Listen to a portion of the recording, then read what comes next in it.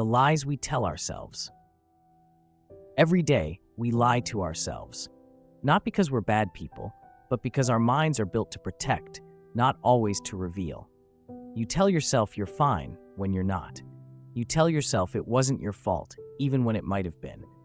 You hold on to beliefs, not because they're true, but because they make you feel safe. Self-deception is one of the most powerful survival tools the brain uses, but it's also one of the most dangerous. In this episode, we're diving deep into the psychology of self-deception, where it begins, why it happens, and how to recognize it in your own mind. Because understanding the lies we tell ourselves is the first step toward living with clarity. Welcome to Mind Mechanics. Cognitive dissonance and emotional armor. Imagine holding two beliefs that don't match, like I'm a good person and I did something wrong. That mental discomfort, that's called cognitive dissonance. Your brain hates dissonance. It wants harmony, so it starts shifting things around.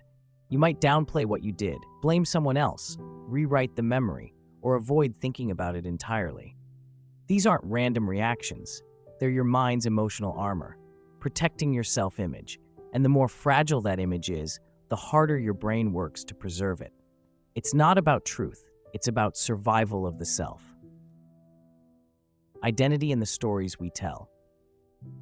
We are storytellers, and the person we lie to the most is ourselves. We tell stories about who we are, what we value, what we believe. These stories become part of our identity, and once they're there, our brain will defend them like territory. Even when we're wrong, even when the facts are clear, we cling to our version of the story. Why? Because admitting we were wrong feels like threatening who we are, and to the brain, that's dangerous. Confirmation bias and reality distortion. Once your mind believes something, it starts looking for proof. This is confirmation bias. You seek out evidence that supports your beliefs and ignore everything that doesn't.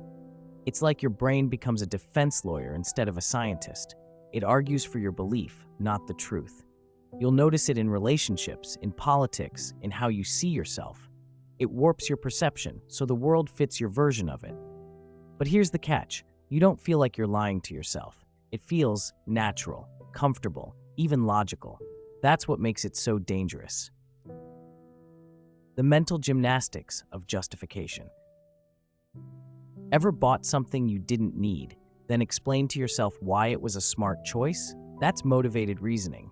You make a decision first, then come up with reasons that make it seem right.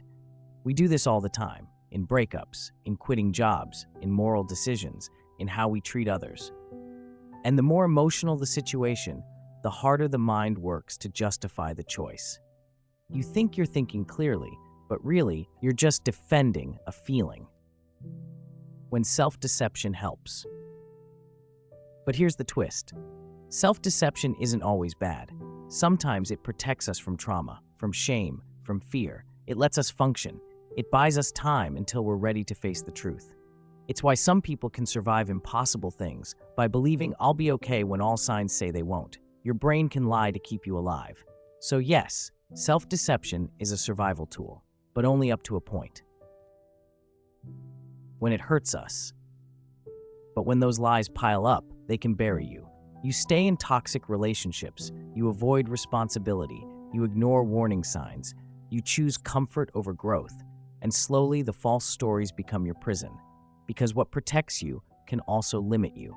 And the longer you lie to yourself, the harder it becomes to recognize what's real. How to spot it in yourself. So how do you catch your own self-deception? Start by noticing discomfort, moments where the truth feels inconvenient. Ask yourself, am I avoiding something? Am I explaining too hard? Does this story make me feel safe or real?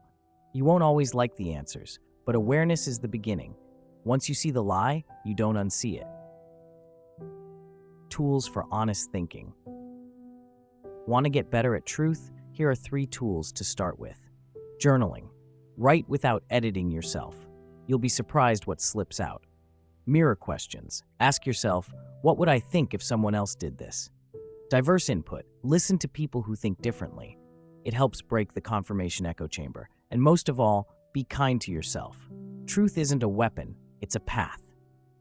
Quotes to remember. We are not only the tellers of our stories, we are the believers of them. Jonathan Haidt. The first principle is that you must not fool yourself, and you are the easiest person to fool. Richard Feynman. The greatest obstacle to discovery is not ignorance, it is the illusion of knowledge. Daniel Boorstin. The mind is a powerful machine, but it doesn't always work the way we think it does. If you want to think clearer, live truer, and grow stronger, start by questioning the stories you tell yourself. You're watching Mind Mechanics. See you in the next episode.